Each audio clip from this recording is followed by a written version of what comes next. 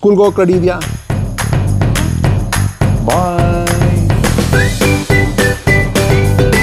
ಮಕ್ಕಳೆಲ್ಲ ಬೇಸಿಗೆ ರಜೆ ಮುಗಿಸಿ ಸಖತ್ ಮಜಾ ಮಾಡಿ ಈಗ ವಾಪಸ್ಸು ಸ್ಕೂಲ್ಗೆ ಹೋಗೋ ಟೈಮ್ ಬಂದಿದೆ.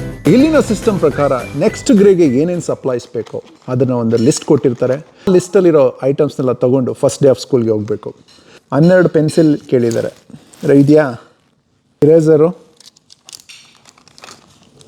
Glue sticks, colour pencils, books, headphones.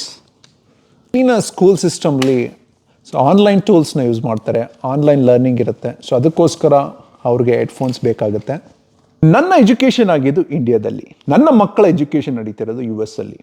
ನಾನು ಕಂಡಂತೆ ಏನೆಲ್ಲ ಡಿಫ್ರೆನ್ಸ್ ಇದೆ ಅಂತ ಡಿಸ್ಕಸ್ ಮಾಡೋಣ. ಮೊದಲನೇದಾಗಿ ಇಲ್ಲಿ ಪಬ್ಲಿಕ್ ಸ್ಕೂಲ್ಸೇ ಮೆಜಾರಿಟಿ ಇರೋದು. ಇಲ್ಲಿ ಪ್ರೈವೇಟ್ ಸ್ಕೂಲ್ಸು ಇದೆ, ಬಟ್ ಕಡಿಮೆ. ಇಂಡಿಯಾದಲ್ಲಾದರೆ ಜಾಸ್ತಿ ಪ್ರೈವೇಟ್ ಸ್ಕೂಲ್ಸ್ ಇದೆ, ಕಡಿಮೆ ಗೌರ್ಮೆಂಟ್ ಸ್ಕೂಲ್ಸ್ ಇರೋದು. ಇಲ್ಲಿ ಮಕ್ಕಳು ಯೂನಿಫಾರ್ಮ್ ಹಾಕಲ್ಲ. ಅವ್ರಿಗೆ ಯಾವ ಡ್ರೆಸ್ ಬೇಕೋ ಅದನ್ನು ಹಾಕ್ಕೊಂಡು ಹೋಗ್ಬೋದು. ಹಾಗೆ ಇಂಡಿಯಾದಲ್ಲಾದರೆ ಯೂನಿಫಾರ್ಮ್ಸ್ ಇರುತ್ತೆ. ಮೂರನೇದಾಗಿ ಇಲ್ಲಿನ ಸ್ಕೂಲ್ ಟೈಮಿಂಗ್ಸು ಬೆಳಗ್ಗೆ 7:45 ಶುರುವಾದರೆ 3 ಗಂಟೆಗೆ ಮುಗಿಯುತ್ತೆ. ನಾವು ಓದಬೇಕಾದ್ರೆ 9:30 ಶುರುವಾಗಿ 5 ಗಂಟೆ ತನಕ ನಾವು ಸ್ಕೂಲಲ್ಲಿ ಇರ್ತಿದ್ವಿ. ಈಗ ಅಲ್ಲೂ ಕೂಡ ಚೇಂಜ್ ಆಗಿದೆ. ಇಲ್ಲಿನ ಕರಿಕ್ಯುಲಮ್ ಹೇಗಪ್ಪ? US ಪ್ರತಿಯೊಂದು ಸಿಟಿಯಲ್ಲೂ ISD ಅಂತ ಇರುತ್ತೆ. ISD ಅಂದರೆ ಇಂಡಿಪೆಂಡೆಂಟ್ ಸ್ಕೂಲ್ ಡಿಸ್ಟ್ರಿಕ್ಟ್. ಸಿಟಿಯಲ್ಲಿರೋ ಎಲ್ಲ ಸ್ಕೂಲ್ಗಳು ಈ ISD ಕೆಳಗಡೆ ಇರುತ್ತೆ. ನನ್ನ ಮನೆ ಎಲ್ಲಿದೆಯೋ ಅದರ ಹತ್ತಿರದ ಸ್ಕೂಲ್ಗೆ ನಮಗೆ ಮ್ಯಾಪ್ ಮಾಡಿರ್ತಾರೆ. School A, school B, school C ಇದೆ ಅಂದರೆ ನಾನು ಸ್ಕೂಲ್ A ಝೋನಲ್ಲಿದ್ದರೆ ನನ್ನ ಸ್ಕೂಲ್ ಬಂದು ಸ್ಕೂಲ್ Aಗೆ ಹೋಗಬೇಕು. ಕೆಲವು ISDಲಿ ಆ ರಿಸ್ಟ್ರಿಕ್ಷನ್ಸ್ ಇರಲ್ಲ, ಅವ್ರಿಗೆ ಎಲ್ಲಿ ಬೇಕಾದ್ರೂ ಹೋಗ್ಬೋದು. But most of the time ನೀವು ನಿಮ್ಮ ಅಡ್ರೆಸ್ ಏನಿದೆಯೋ ಅದಕ್ಕೆ ಒಂದು ಸ್ಕೂಲ್ ಮ್ಯಾಪ್ ಆಗಿರುತ್ತೆ, ನೀವು ಅಲ್ಲೇ ಹೋಗಬೇಕು. ಕೆಲವು ಸರಿ ಏನಾಗುತ್ತೆ ಅಂದರೆ 2 ಮೈಲ್ಸ್ಗಿಂತ ಜಾಸ್ತಿ ಇದ್ದರೆ ಬಸ್ ಫೆಸಿಲಿಟಿ ಇರುತ್ತೆ. ಇಲ್ಲಿನ ಸ್ಕೂಲ್ ಡಿಸ್ಟ್ರಿಕ್ಟ್ಸ್ಗೆ ಫಂಡ್ ಆಗೋದು ನಮ್ಮ ಟ್ಯಾಕ್ಸ್ ಮನಿ. ನಮ್ಮ ಮನೆಗೆ ನಾವೇನು ಕಂದಾಯ ಕಟ್ತೀವಿ ಅಥವಾ ಪ್ರಾಪರ್ಟಿ ಟ್ಯಾಕ್ಸ್ ಕಟ್ತೀವಿ ಅದರಲ್ಲಿ 50% ಸ್ಕೂಲ್ಸ್ಗೆ ಹೋಗುತ್ತೆ. ಇಲ್ಲಿನ ಕರಿಕ್ಯುಲಮ್ ಸೆಟ್ ಮಾಡೋದು ಸ್ಟೇಟ್. ಪ್ರತಿಯೊಂದು ಸ್ಕೂಲ್ನ ಟೀಚರು ಅದನ್ನು ಗೈಡೆನ್ಸ್ ಆಗಿ ಇಟ್ಕೊಂಡು ಅದರಲ್ಲಿ ಏನೇನು ಮಿನಿಮಮ್ ರಿಕ್ವೈರ್ಮೆಂಟ್ಸ್ ಇರುತ್ತೆ. ಒಂದು ಸ್ಟೂಡೆಂಟು ಫಸ್ಟ್ ಗ್ರೇಡಲ್ಲಿ ಓದ್ತಿದ್ದಾನೆ ಅಂದರೆ ಅವನು ಈ ಟಾಪಿಕ್ಸ್ನ ಕಲಿಬೇಕು. ಸೆಕೆಂಡ್ ಗ್ರೇಡಲ್ಲಿದ್ದರೆ, ಥರ್ಡ್ ಗ್ರೇಡಲ್ಲಿದ್ದರೆ ಯಾವ್ಯಾವ ಟಾಪಿಕ್ಸ್ ಬಗ್ಗೆ ಅವನಿಗೆ ಎಕ್ಸ್ಪರ್ಟೀಸ್ ಇರಬೇಕು ಅನ್ನೋದನ್ನು ಅಲ್ಲಿ ಲಿಸ್ಟ್ ಮಾಡಿರ್ತಾರೆ. ಅದ್ರ ಪ್ರಕಾರ ಸ್ಕೂಲಲ್ಲಿರೋ ಟೀಚರ್ಗಳು ಆ ಇಯರ್ನ ಪ್ಲ್ಯಾನ್ ಮಾಡ್ತಾರೆ. ಇಲ್ಲಿನ ಟೀಚಿಂಗ್ ಸಿಸ್ಟಮ್ ಹೇಗಪ್ಪ ಇದೆ? ಇಲ್ಲಿನ ಟೀಚರ್ಸು ಮೆಟೀರಿಯಲ್ಸ್ನ ಅವರೇ ಪ್ರಿಪೇರ್ ಮಾಡ್ತಾರೆ, ಹಾಗೂ ಆನ್ಲೈನ್ ಟೂಲ್ಸ್ನ ಯೂಸ್ ಮಾಡ್ತಾರೆ. For example Canva, Epic, Splash Learn, ಹೀಗೆ ಅನೇಕ ಟೂಲ್ಸ್ ಇದೆ. ಅದರಲ್ಲಿ ಮಕ್ಕಳು ಕಲಿತಾರೆ. ಇಲ್ಲಿನ ಸ್ಕೂಲ್ ಇಯರ್ನ 4 ಸೆಮಿಸ್ಟರ್ ಆಗಿ ಡಿವೈಡ್ ಮಾಡ್ತಾರೆ. ಒಂದು ಸೆಮಿಸ್ಟರ್ ಅಂದರೆ 9 ವಾರಗಳು. ಎವ್ರಿ 9 ವೀಕ್ಸ್ ಒಂದು ಇವ್ಯಾಲ್ಯೂಯೇಷನ್ ನಡೆಯುತ್ತೆ. ಇಲ್ಲಿ ನಮಗೆ ಇರೋ ಥರ ಮಂತ್ಲಿ ಟೆಸ್ಟ್, ಫೈನಲ್ ಎಕ್ಸಾಮ್ ಆ ಕಾನ್ಸೆಪ್ಟ್ ಇಲ್ಲ. ಇಲ್ಲೇನಿದ್ರು ಕಂಟಿನ್ಯೂಯಸ್ ಇವ್ಯಾಲ್ಯೂಯೇಷನ್. ಎವ್ರಿ ಸೆಮಿಸ್ಟರು ಎಲ್ಲ ಒಂದು ಸ್ಟೂಡೆಂಟ್ನ ಅವರು ಇವ್ಯಾಲ್ಯೂಯೇಟ್ ಮಾಡ್ತಾರೆ. ರೀಡಿಂಗ್ ಸ್ಕಿಲ್ ಹೇಗಿದೆ, ರೈಟಿಂಗ್ ಸ್ಕಿಲ್ ಹೇಗಿದೆ, ಮ್ಯಾಥ್ಸ್ ಸ್ಕಿಲ್ ಹೇಗಿದೆ, ಸೈನ್ಸ್ ಸ್ಕಿಲ್ ಹೇಗಿದೆ, ಎಲ್ಲನೂ ಇವ್ಯಾಲ್ಯೂಯೇಟ್ ಮಾಡಿ ಅವರು ಯಾವ ಸ್ಟ್ಯಾಂಡರ್ಡ್ಸಲ್ಲಿದ್ದಾರೆ ಅಂತ ರಿಪೋರ್ಟ್ ಕಳಿಸ್ತಾರೆ. ಇಲ್ಲಿನ ಫೈನಲ್ ಎಕ್ಸಾಮ್ ಇಲ್ಲ ಅಂತ ಹೇಳಿದೆ, ಆದರೆ ಬೋರ್ಡ್ ಎಕ್ಸಾಮ್ ಅಂತ ಮ್ಯಾಥ್ ಮತ್ತು ಇಂಗ್ಲೀಷ್ ಟೆಸ್ಟ್ ಮಾಡ್ತಾರೆ.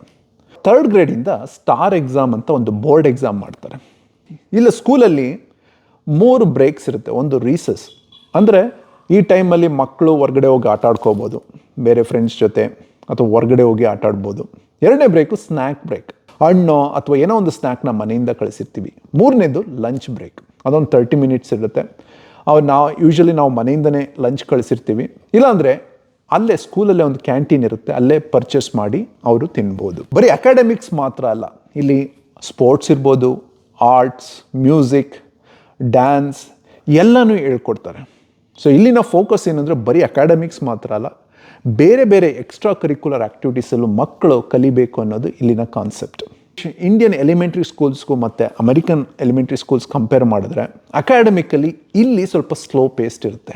ಇಂಡಿಯಾಯಿಂದ ಮೂವ್ ಆಗಿರೋ ಪೇರೆಂಟ್ಸ್ಗೆ ಇಲ್ಲಿನ ಎಜುಕೇಷನ್ ಸಿಸ್ಟಮ್ ನೋಡಿ ಏನು ನಮ್ಮ ಮಕ್ಕಳು ಏನು ಕಲಿತಾ ಇಲ್ವಲ್ಲ ಅಂತ ಅವ್ರಿಗೆ ಅನ್ನಿಸ್ಬೋದು.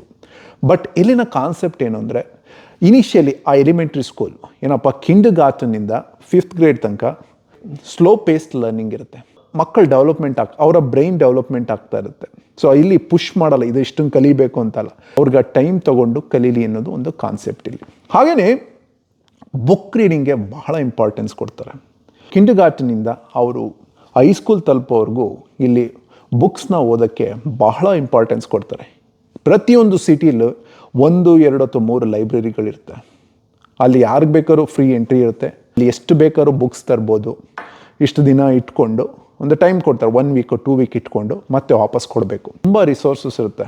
ಅದು ಬುಕ್ಸ್ ಆಗಿರ್ಬೋದು, CD ಆಗಿರ್ಬೋದು, ಆನ್ಲೈನ್ ರಿಸೋರ್ಸಸ್, ತುಂಬ ರಿಸೋರ್ಸ್ ಇದೆ. ಮಕ್ಕಳು ಏನು ಬೇಕಾದ್ರೂ ಯೂಸ್ ಮಾಡ್ಕೊಬೋದು. ಕೆಲವೊಂದು ಸಿಟಿಗಳಲ್ಲಿ ಹೇಗಿರುತ್ತೆ ಅಂದರೆ ದೊಡ್ಡ ಬಿಲ್ಡಿಂಗ್ ಇರುತ್ತೆ, 2 ಅಷ್ಟು ಬುಕ್ಸ್ ಇರುತ್ತೆ. ಯೂಶಲಿ ಹೈಸ್ಕೂಲ್ ಹುಡುಗರು ಅದನ್ನು ತುಂಬ ಯೂಸ್ ಮಾಡ್ಕೋತಾರೆ. ಎಲಿಮೆಂಟ್ರಿ ಸ್ಕೂಲ್, ಮಿಡಲ್ ಸ್ಕೂಲ್ ಮತ್ತು ಹೈಸ್ಕೂಲ್ಗೆ ಬೇರೆ ಬೇರೆ ಟೈಮಿಂಗ್ಸ್ ಇರುತ್ತೆ. ಎಲಿಮೆಂಟ್ರಿ ಸ್ಕೂಲ್ ಶುರುವಾಗೋದು 7:45, ಮುಗಿಯೋದು 3 ಗಂಟೆಗೆ. ಇಲ್ಲಿ ಇಷ್ಟು ಬೇಗ ಏನಕ್ಕೆ ಅಂದರೆ ತುಂಬ ಜನ ತಂದೆ ತಾಯಿಗಳು ಕೆಲಸಕ್ಕೆ ಹೋಗ್ತಾ ಇರ್ತಾರೆ. ಸೊ ಅವರ ಆಫೀಸ್ ಟೈಮ್ ಅಡ್ಜಸ್ಟ್ ಮಾಡ್ಕೊಳ್ಳೋಕ್ಕೆ ಮಕ್ಕಳಿಗೆ 7:45ಗೆ ಇವರು ಶುರು ಮಾಡ್ತಾರೆ. 3 ಗಂಟೆಗೆ ಮುಗಿದ ಮೇಲೆ ನಾವು ಹೋಗಿ ಪಿಕ್ ಮಾಡ್ಬೋದು, ಕಾರ್ಪೂಲಿಂದ ಪಿಕ್ ಮಾಡ್ಬೋದು, ಅಥವಾ ಡೋರ್ ಹತ್ರ ಹೋದರೆ ಅವ್ರನ್ನ ಕರ್ಕೊಂಡ್ಬರ್ಬೋದು. ಒಂದು ID ತೋರಿಸಿ ಅವ್ರನ್ನ ನಾವು ಕರ್ಕೊಂಡ್ಬರ್ಬೋದು. ಇಲ್ಲಿನ ಆಫೀಸ್ ಟೈಮ್ ಮುಗಿಯೋದು 5 ಗಂಟೆ. ಸೊ 3 ಗಂಟೆಗೆ ಸ್ಕೂಲ್ ಬಿಟ್ಟರೆ ಮಕ್ಕಳು ಕೆಲವು ಮಕ್ಕಳು ಎಕ್ಸ್ಟೆಂಡೆಡ್ ಕೇರ್ಗೆ ಹೋಗ್ತಾರೆ. ಸೊ ಅವ್ರನ್ನ 4 ಗಂಟೆಗೆ ಪಿಕ್ ಮಾಡ್ಬೋದು, 5 ಗಂಟೆಗೆ ಪಿಕ್ ಮಾಡ್ಬೋದು, ಅಥವಾ ಕೊನೆಯದಾಗಿ 6:30 ತನಕನೂ ಪಿಕ್ ಮಾಡ್ಬೋದು.